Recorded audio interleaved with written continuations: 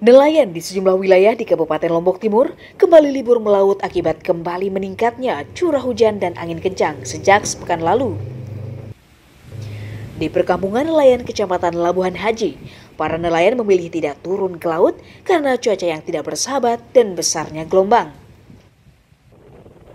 Selain khawatir akan mencelakai, cuaca buruk yang terjadi juga membuat hasil tangkapan tidak maksimal. Meski mengaku pasrah, sebagian nelayan tetap khawatir tidak bisa memenuhi kebutuhan ekonomi keluarga karena terlalu lama menganggur. Udah berapa hari nih Pak cuaca begini? Udah 1 minggu nih. Oh, 1 minggu ya? Iya. Terus kalau aktivitas lainnya Pak selain melaut apa Pak? Ya kadang-kadang di sawah. Oh, di sawah ya? Meskipun kan kita sewa sawahnya orang ya. Iya, iya. Untuk bersawah.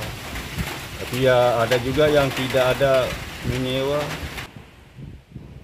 Untuk mengisi waktu, sebagian besar nelayan saat ini memilih bekerja serabutan dengan menjadi buruh bangunan hingga buruh pasar untuk mengurangi beban ekonomi mereka selama tidak melaut.